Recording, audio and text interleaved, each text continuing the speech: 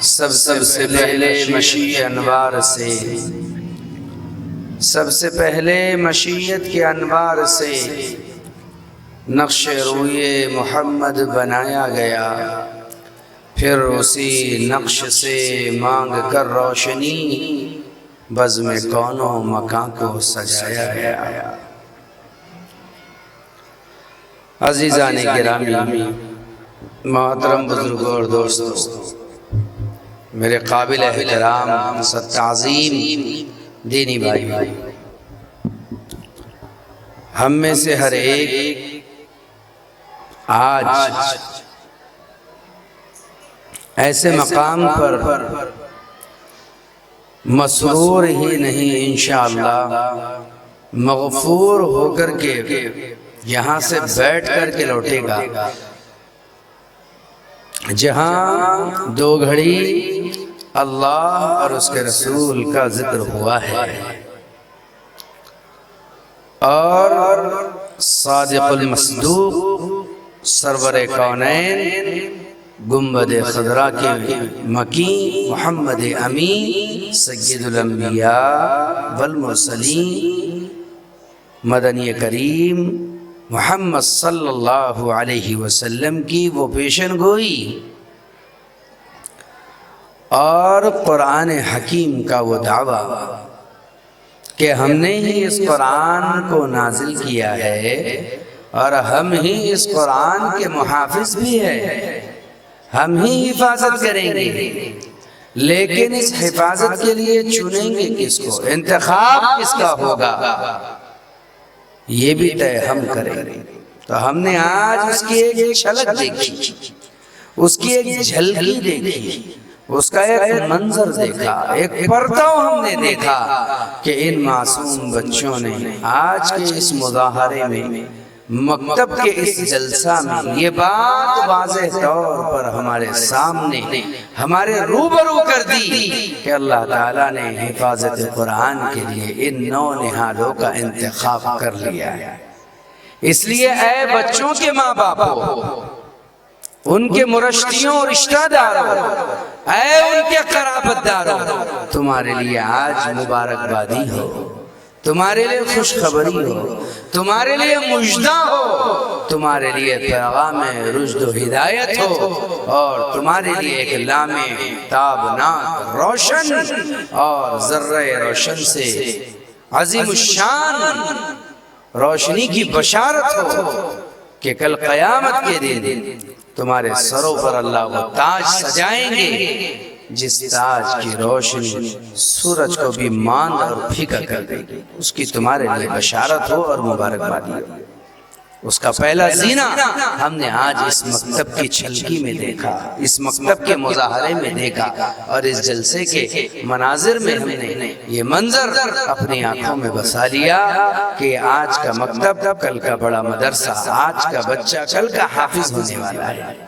جس کی ابتدا اتنی اچھی ہے اس کی انتہا کتنی اچھی ہوگی۔ کہتے ہیں مثل مشہور ہے، ملیاچے پائے پاڑنیا دستا، کہ بچے کے پیر اس کے جھولے میں پہچان لیے جاتے ہیں کہ اس کے قدم کدھر کو اٹھیں گے، یہ کیسا آدمی بنے گا۔ اس کی چوڑی پیشانی دیکھ کر کے قیاس آرائیاں کی جاتی ہے، ٹھنڈی ہوائیں برسنے والی بارشوں کا پتہ دیتی ہے، زمین پر پڑی ہوئی سوکھی مینگنیاں، گیلی مینگنیاں گزرنے والے جانوروں کے ریوڑ کے دیری کا اندازہ بتلاتی ہے، اڑتا ہوا غبار قافلے کے دیری اور عجلت کو بتلاتا ہے کہ کتنی دیر ہوئی ہے، گزرا ہے، کب گزرا ہے، کیا وقت ہوا ہے۔ ایسے ہی آج کے اس جلسے کے بچوں کے مظاہرہ پردرشن نے یہ پردرشت کر دیا، یہ واضح کر دیا، یہ دھندلاہٹ کو صاف کر دیا اور بتا دیا کہ اب انشاءاللہ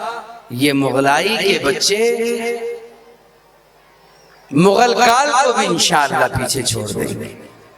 ایسے اللہ انہیں عالمگیر محنت کے لیے قبول کرے گا کہ اورنگزیب عالمگیر کے لکھے ہوئے مخطوطات، ان کی جمع کی ہوئی فتاوی عالمگیری اور ان زمانے کے دروس اور وہ اسلامی خط و خال کو یہی بچے حفاظت قرآن کے لیے کل انشاءاللہ بطور نشو و نما کے تیار کریں گے۔ آمین بولو۔ اللہ کرے کہ تمہاری آمین اور میری دعا اور میری امید اللہ تعالیٰ کے ہاں قبول ہو جائے۔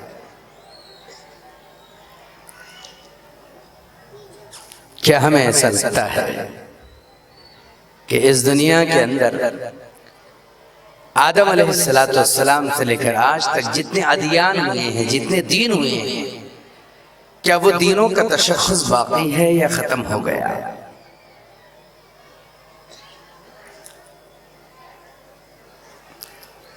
ہر ملک میں پروگرام ہوتے ہیں جن میں کچھ پروگرام سرو دھارمک یا دھرم سمیلن کے ہوتے ہیں، جہاں پر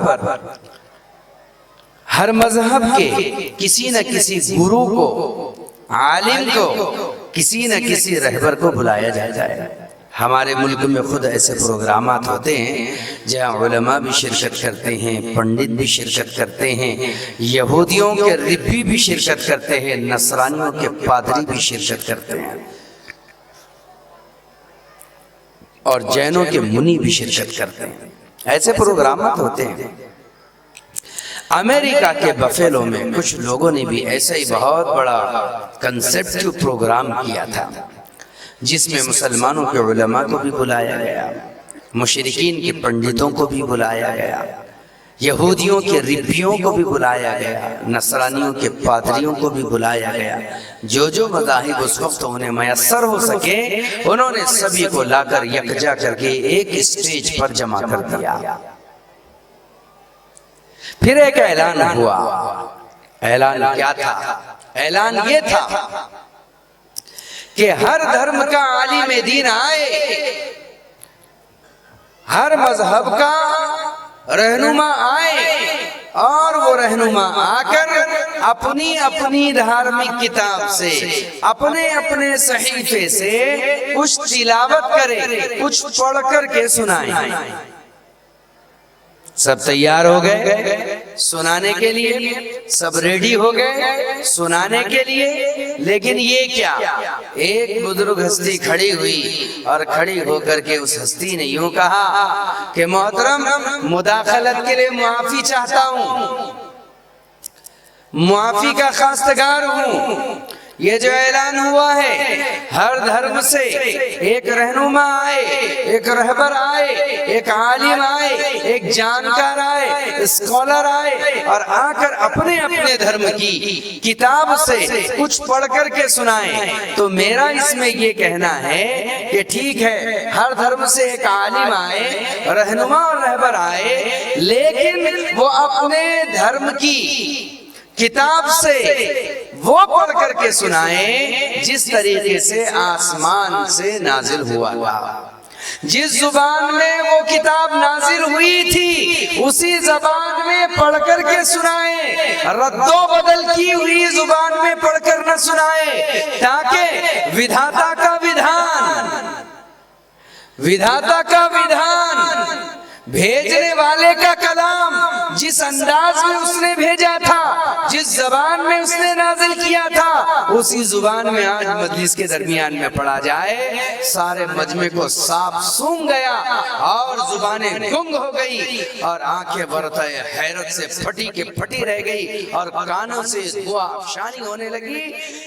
مجمع پر سناٹا طاری تھا، سب خاموش تھے۔ اخیر کو اس سما کی چپی توڑنے کے لیے اناؤنسر نے اس ہستی سے کہا کہ محترم، آپ کی بات تو بالکل صحیح ہے کہ اسی زبان میں یہاں ہر رہبر اور رہنما آ کر کے تلاوت کرے جس زبان میں ان پر وہ کتاب نازل ہوئی ہے، لیکن آپ جانتے ہیں ایسی کوئی کتاب سوائے قرآن کے دنیا میں ایسی ہے ہی نہیں کہ جو اس زبان میں ایسی ہی موجود ہو جیسے نازل کی گئی۔ تورات اس زمانے میں عبرانی میں تھی، اب تو وہ انگریزی میں ہو گئی، اور انجیل برنباس اس زمانے میں سریانی میں تھی، اب تو فرانسیسی اور انگریزی میں ہو گئی، اور وید، سام وید، رگ وید، یجروید، اتھرو وید، ان کا تو پتہ ہی نہیں کون لایا، کس پر لایا، کون نبی تھا، کون دیو دودھ تھا اس کا تو پتہ ہی نہیں، ہاں صرف قرآن ہے جو آج سے 1400 سال پہلے بطحا کی سنگلاخ وادیوں میں، غار ہرا کی تاریکیوں میں محمد رسول اللہ صلی اللہ علیہ وسلم کی ذات سے اٹھنے والے اس نور پر اترا تھا جو آج بھی ویسے ہی ہے جیسے غار ہرا میں اترا تھا۔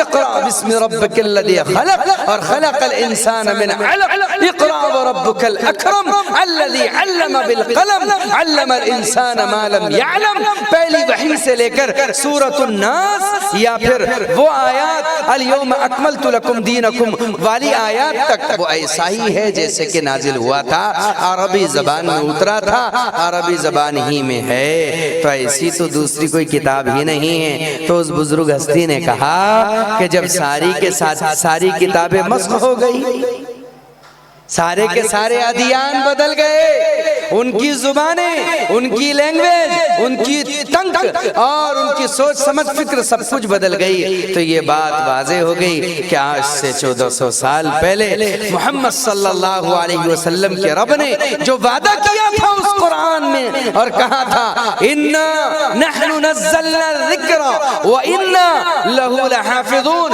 ہم ہی اس ذکر کو، اس یاد کو، اس نصیحت کو، اس کلام کو، اس قرآن کو نازل کر رہے ہیں، اے محمد عربی ہم ہی اس کے حفاظت کریں گے۔ وہ وعدہ سچا ہوا۔ سن لو، قرآن کریم کل بھی ساری دنیا کے لیے چیلنج تھا، آج بھی چیلنج ہے۔ اے مسلمانوں کبھی گھبرانا مت، اپنے مسلمان ہونے اور اپنی مسلمانی پر کبھی پچھتانا مت، کبھی ہٹنا مت اور کسی آگے بڑھنے والے کو ہٹانا مت۔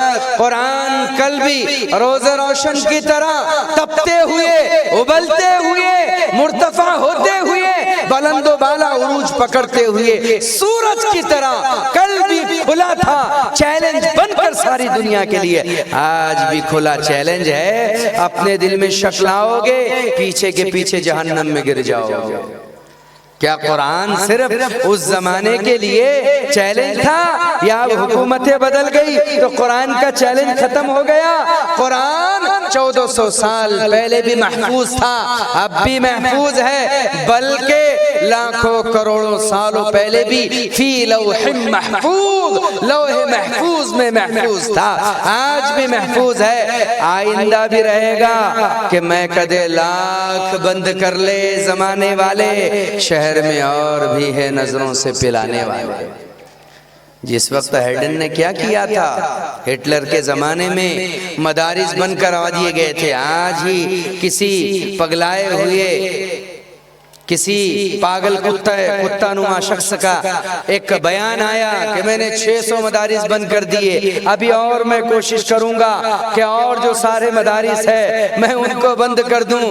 ایسے پگلائے ہوئے، بے کھوپڑے، اندھے بہرے، مادرزاد، ننگے لوگوں کے لیے جواب کافی ہے کہ 1400 سال سے لے کر آج تک اس کتاب کا محافظ اللہ ہے، اور وہی اگتے ہوئے سورج کی طلوع ہونے والی صبح تک محافظ رہے گا۔ تم کیا، تمہاری طرح بڑے بڑے فرعون آئے اور دریائے نیل و قلزم میں غرق ہو کر کے ان کی لاشیں عبرت و نشہ بن گئی، وہ نہ کسی نبی کی نبوت کو اکھاڑ پائے اور نہ نبی پر نازل کردہ کلام کا کچھ بگاڑ پائے۔ سارے مدارس میں آگ لگائی گئی، کتابوں کو دریا برد کیا گیا تھا، قرآن کریم جلائے گئے تھے۔ اسی فوج میں ایک مسلمان افسر بھی تھے، ان سے جب اس نے کہا جنرل نے کہ اب ہم نے مسلمانوں کے سارے مدارس میں آگ لگوا دی ہے، قرآن جلا دیے ہیں اور باقی نسخے ہم نے پانی میں بہا دیے ہیں، ہمیں قوی امید ہے کہ کچھ ہی دنوں میں قرآن کا وجود اس صفحہ ہستی سے مٹ کر کے ناپید ہو جائے گا اور تاریخ میں اس کا تذکرہ تک باقی نہ ہوگا۔ تو مسلمان آفیسر نے جنرل سے کہا ہے کہ میں آپ کے سامنے کچھ پیش کرنا چاہتا ہوں۔ کا پیش کرو. انہوں نے ایک معصوم چھوٹا سا بچہ لا کر پیش کیا. کہا محترم پوچھئے اس بچے سے آپ کیا پوچھنا چاہتے ہیں؟ کہا تم پوچھو. انہوں نے کہا بیٹے پڑھو سورہ بقرہ سے کچھ پڑھو. بچے نے پڑھنا شروع کیا. کہا سورہ تغابن سے پڑھو. بچہ نے پڑھنا شروع کیا. کہا فلاں جگہ سے پڑھو.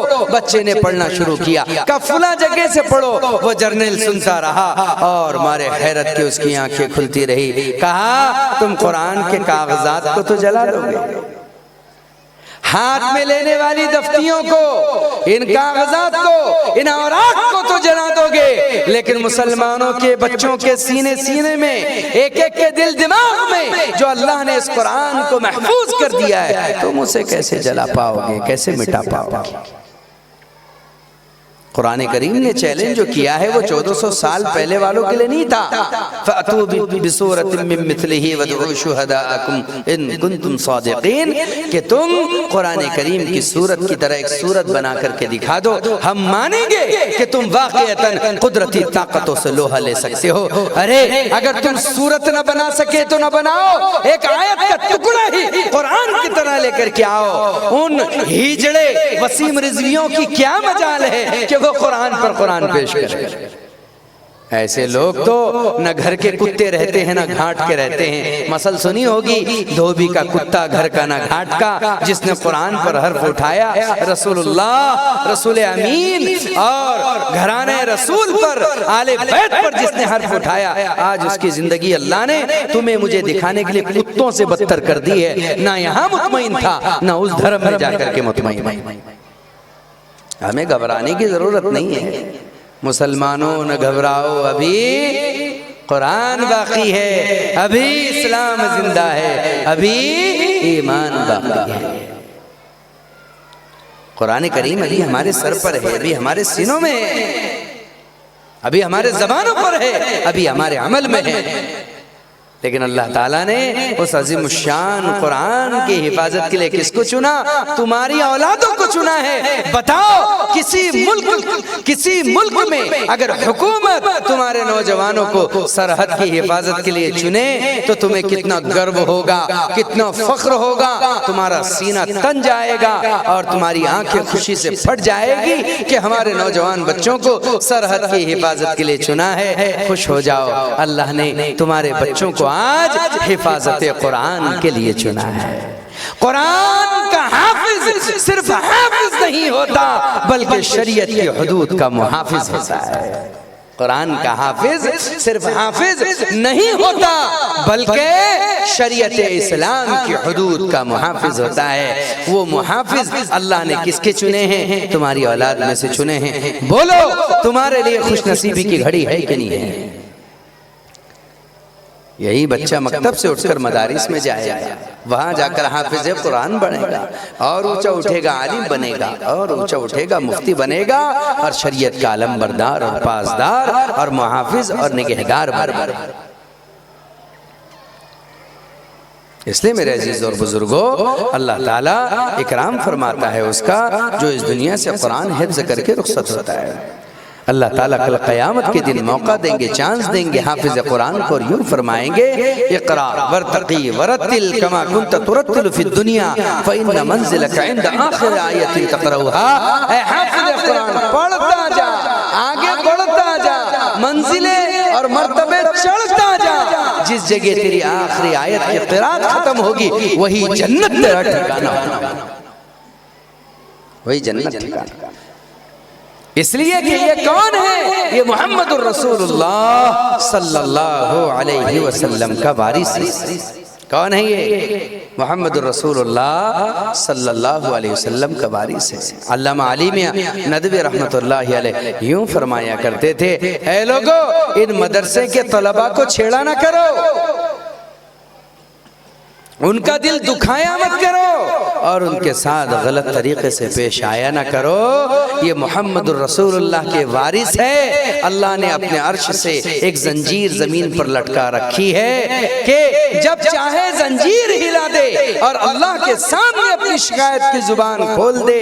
اگر انہوں نے تمہاری شکایت پر زبان کھول دی، ڈر ہے کہ زنجیر کا ہلنا نہیں رکے گا اور اللہ تمہاری بربادی کے فیصلے فرما دے گا. یہ مہمانان رسول ہے، اور ان کے میزبان کون ہیں؟ محمد الرسول اللہ صلی اللہ علیہ وسلم ہے۔ مسجد نبوی میں ایک مدرسہ تھا جسے صفا کا چبوترا کہتے ہیں۔ مجھے بڑا تعجب ہوتا ہے ان لوگوں پر جو یہ کہتے ہیں کہ مکتب مسجد سے باہر ہونا چاہیے۔ اگر یہ بات صحیح ہے تو اصحاب صفا مسجد نبوی میں پھر کیوں تھا؟ معصوم بچوں کو تو کعبے میں بھی بٹھایا جائے گا، مسجد نبوی میں بھی بٹھایا جائے گا، حرم میں بھی بٹھایا جائے گا، بٹھا کر کے دین سکھایا جائے گا، انہیں دین دیا جائے گا اور علم دین کا کام ان سے لیا جائے گا۔ تم نہیں دیکھتے کہ جب نابالغ بچے مر جاتے ہیں، معصوم بچے مر جاتے ہیں، تو بتائیے وہ کدھر جاتے ہیں؟ ان کی روحیں کہاں جاتی ہے؟ اس کا پتہ ہمیں نہیں تھا، لیکن سرور انبیاء جناب محمد الرسول اللہ صلی اللہ تعالی علیہ وسلم نے فرمایا کہ میں جب عرش معلی سے ہو کر کے گزرا تو میں نے 7ویں آسمان پر تمہارے کعبے کی طرح ایک کعبۃ اللہ بنا ہوا دیکھا۔ وہ فرشتوں کا کعبہ ہے، وہ بیت المعمور ہے۔ میں نے دیکھا بیت المعمور سے کعبۃ اللہ سے